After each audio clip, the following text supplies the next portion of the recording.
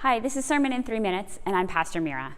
This past week, we continued our sermon series on generations and looked at the second quarter of life, 25 to 50 years of age. In this age group, people are singled, married, widowed, and even divorced. Some are in grad school, some are in college for the first, second, or maybe even the third time. Some are in the workforce, homekeepers, and even early retirees. Some of them are praying for children. Some are raising kids, some are dealing with teenagers, others mentoring college students, and some are even having and raising their own grandchildren. It's a very diverse quarter of our lives, and that's the same as it is with our faith. In this stage, James Fowler is really the one that talks about faith development, and he talks about 2 stages of faith.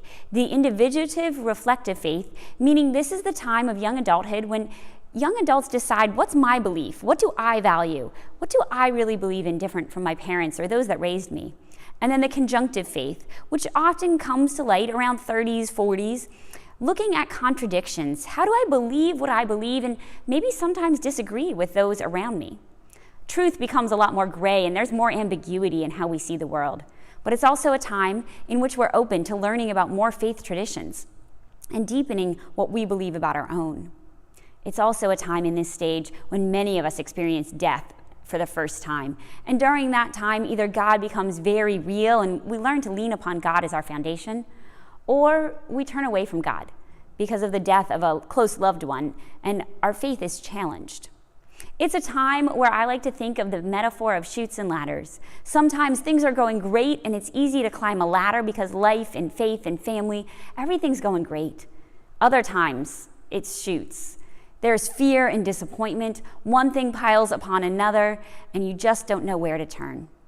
It's in this season and stage of life when we look to the passage of Joshua in chapter 1, when Joshua is told, "Be strong and courageous, for God will be with you." This is when Joshua is taking over for the leader Moses, who has died after a long tenure of leading the Israelite people out of Egypt, and they've been wandering in the wilderness. They still aren't to the promised land, and Joshua now is to assume leadership. Moses said these words, "Be strong and courageous, for God will be with you," to this nation of Israel as they were getting ready to leave Egypt and head into the wilderness. He says them again to Joshua as they're traveling in the wilderness, wandering for 40 years. And then Joshua says these words to the Israelites as they're about to fight the Canaanites in their new land. It really becomes a mantra, and one we see picked up in the New Testament by Jesus, reminding the people, do not be afraid, for God is with you. You know, I think that's the message and really the core of what 25 to 50-year-olds need to hear. That God is with us, whether it's chutes or whether it's ladders. So what's the role of the church? We looked briefly at that on Sunday, and really I see 3 primary roles.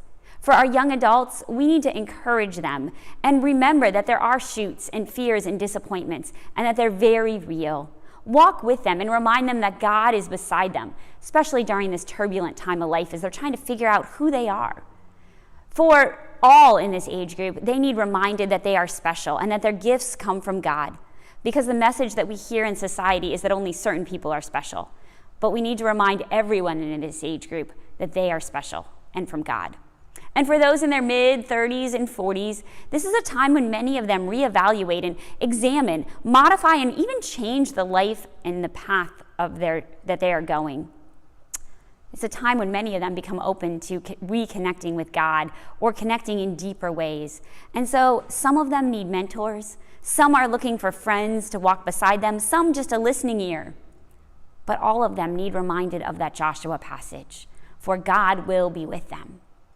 So whether you're 25 to 50 or whether you have loved ones or friends in that age group, we can be the church.